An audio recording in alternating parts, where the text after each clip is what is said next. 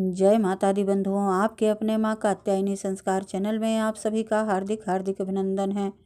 सर्वप्रथम माता पिता गुरुदेव के चरणों में मेरा कोटि कोटि प्रणाम है। अतएव आप सभी माताओं, बहनों, भाइयों, बंधुओं को सादर जय श्री कृष्णा। बंधुओं, इससे पूर्व आप सभी ने रुद्र संहिता के द्वितीय सती खंड से 16वें अध्याय तक श्रवण किया। आज पुनः आप सभी के मध्य रुद्र संहिता के द्वितीय सती खंड से 17वां अध्याय लेकर के उपस्थित हुई हूँ।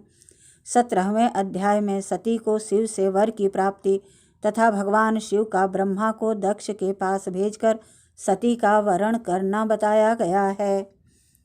सावधान। ब्रह्मा जी कहते हैं, मुने, उधर सती ने अश्वनी मास के शुक्ल पक्ष की अष्टमी तिथि को उपवास करके भक्ति भाव से सर्वेश्वर शिव का पूजन किया। इस प्रकार नंदा व्रत पूर्ण होने पर नौमी तिथि को दिन में ध्यान मग्न हुई सती को भगवान शिव ने प्रत्यक्ष दर्शन दिया। उनका श्री विग्रह सर्वांग सुंदर एवं गौर वर्ण का था। उनके 5 मुख थे और प्रत्येक मुख में 3-3 नेत्र थे। भाल देश में चंद्रमा शोभा दे रहा था। उनका चित्त प्रसन्न था और कंठ में नील चिन्ह दृष्टिगोचर होता था। उनके 4 भुजाएं थी। उन्होंने हाथों में त्रिशूल, बाह्य कपाल, वर तथा अभय धारण कर रखे थे। भस्ममय अंगराग से उनका सारा शरीर उद्भासित हो रहा था। गंगा जी उनके मस्तक की शोभा बढ़ा रही थी। उनके सभी अंग बड़े ही मनोरम थे।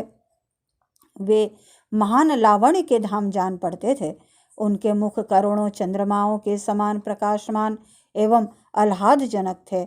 उनकी अंग कांति करोड़ों कामदेवों को तिरस्कृत कर रही थी तथा उनकी आकृति स्त्रियों के लिए सर्वथा ही प्रिय थी।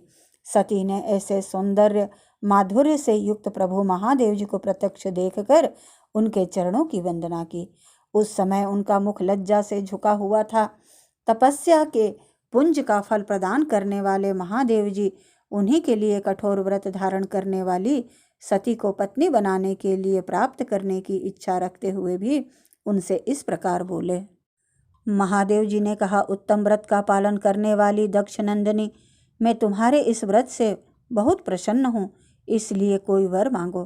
तुम्हारे मन को जो अभिष्ट होगा वही वर मैं तुम्हें दूंगा। ब्रह्मा जी कहते हैं, मुने, जगदीश्वर महादेव जी यद्यपि सती के मनोभाव को जानते थे तो भी उनकी बात सुनने के लिए बोले, कोई वर मांगो। परंतु सती लज्जा के अधीन हो गई थी, इसलिए उनके हृदय में जो बात थी उसे वे स्पष्ट शब्दों में न कह सकी। उनका जो अभीष्ट मनोरथ था वह लज्जा से आच्छादित हो गया। प्राण वल्लभ शिव का प्रिय वचन सुनकर सती अत्यंत प्रेम में मग्न हो गई। इस बात को जानकर भक्तवत्सल भगवान शंकर बड़े प्रसन्न हुए और शीघ्रतापूर्वक बारंबार कहने लगे, वर मांगो, वर मांगो। सत्पुरुषों के आश्रय भूत अंतर्यामी शंभु सती की भक्ति के वशीभूत हो गए थे। तब सती ने अपनी लज्जा को रोककर महादेव जी से कहा, वर देने वाले प्रभु, मुझे मेरी इच्छा के अनुसार ऐसा वर दीजिए जो टल न सके। भक्तवत्सल भगवान शंकर ने देखा सती अपनी बात पूरी नहीं कह पा रही है, तब वे स्वयं ही उनसे बोले, देवी, तुम मेरी भार्या हो जाओ। अपने अभिष्ट फल को प्रकट करने वाले उनके इस वचन को सुनकर आनंद मग्न हुई सती चुपचाप खड़ी रह गई, क्योंकि वे मनोवांछित वर पा चुकी थी। फिर दक्ष कन्या प्रसन्न हो दोनों हाथ जोड़ मस्तक झुका भक्तवत्सल शिव से बारंबार कहने लगी। सती बोली, देवाधिदेव महादेव प्रभु जगतपते, आप मेरे पिता को कहकर वैवाहिक विधि से मेरा पाणी ग्रहण करें। ब्रह्मा जी कहते हैं, नारद, सती की यह बात सुनकर भक्तवत्सल महेश्वर ने प्रेम से उनकी ओर देखकर कहा, प्रिय, ऐसा ही होगा। तब दक्ष कन्या सती भी भगवान शिव को प्रणाम करके भक्तिपूर्वक विदा मांग जाने की आज्ञा प्राप्त करके मोह और आनंद से युक्त हो माता के पास लौट गई।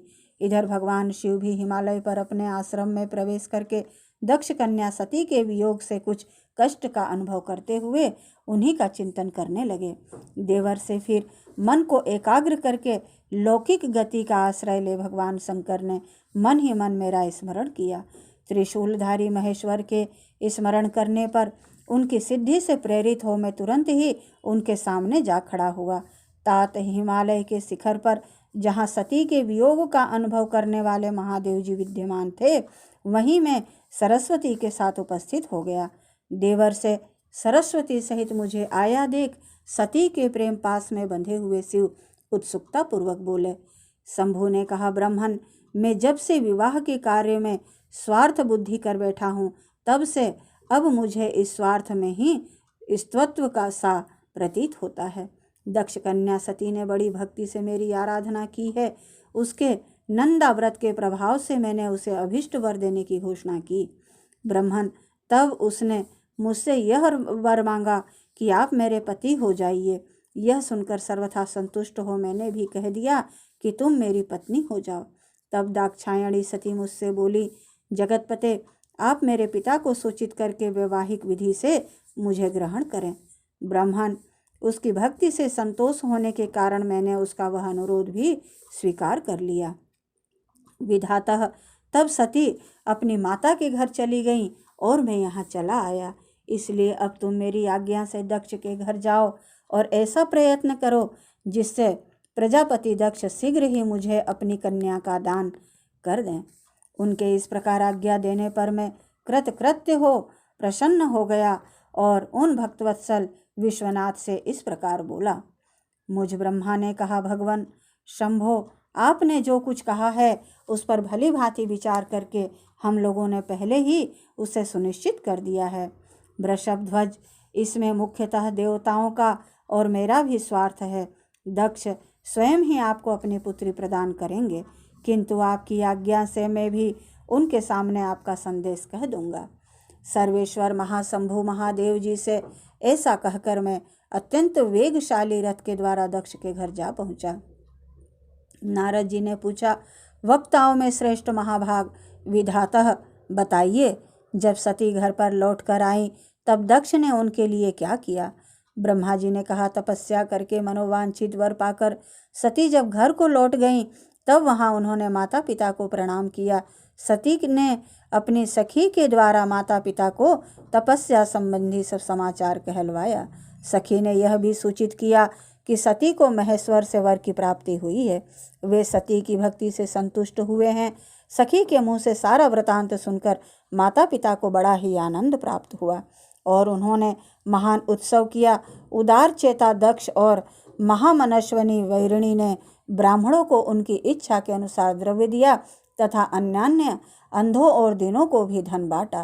प्रसन्नता बढ़ाने वाली अपनी पुत्री को हृदय से लगाकर माता वीरिणी ने उसका मस्तक सूंघा और आनंद मग्न होकर उसकी बारंबार प्रशंसा की। तदंतर कुछ काल व्यतीत होने पर धर्मज्ञों में श्रेष्ठ दक्ष इस चिंता में पड़े कि मैं अपनी इस पुत्री का विवाह भगवान शंकर के साथ किस तरह करूं। महादेव जी प्रसन्न होकर आए थे, पर वे तो चले गए।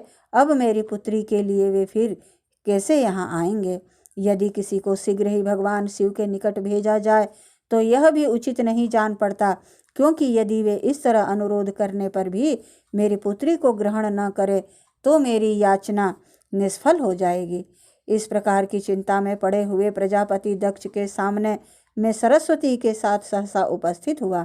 मुझ पिता को आया देख दक्ष प्रणाम करके विनीत भाव से खड़े हो गए। उन्होंने मुझ स्वयंभू को यथा योग्य आसन दिया।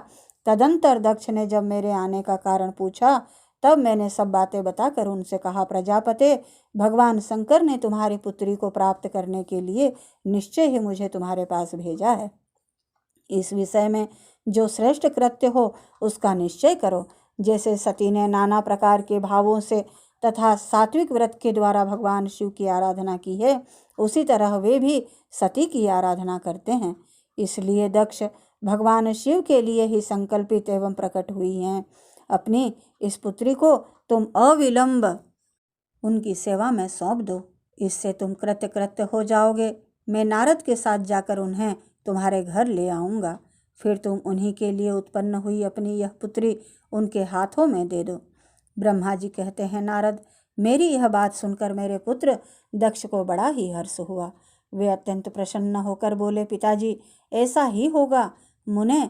तब मैं अत्यंत हर्षित हो वहाँ से उस स्थान को लौटा जहाँ लोक कल्याण में तत्पर रहने वाले भगवान शिव बड़ी उत्सुकता के साथ मेरी प्रतीक्षा कर रहे थे। नारद, मेरे लौट आने पर स्त्री और पुत्री सहित प्रजापति दक्ष भी पूर्ण काम हो गए। वे इतने संतुष्ट हुए मानो अमृत पीकर आधा हो गए हैं, अघा गए हैं, मानो अमृत पीकर अघा गए हों। ओम नमः शिवाय। इस प्रकार श्री रुद्र संहिता के द्वितीय सती खंड से 17वां अध्याय पूर्ण हुआ। ओम नमः शिवाय। बंधुओं, यदि मेरा यह प्रयास आपको अच्छा लगे तो प्लीज़ लाइक, शेयर व सब्सक्राइब अवश्य करें। जय माता दी बंधुओं। ओम नमः शिवाय।